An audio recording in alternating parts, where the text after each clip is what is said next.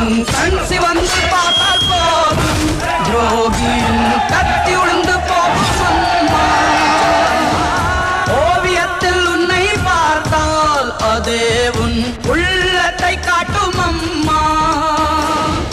அனைவரையும் ஆதரிக்கும் தாயாகிய அன்னபூர்ணி நீ அம்மா. அன்புக்கும் பண்புக்கும் தான் நீயோர் அருள் வடிவாகும் அம்மா.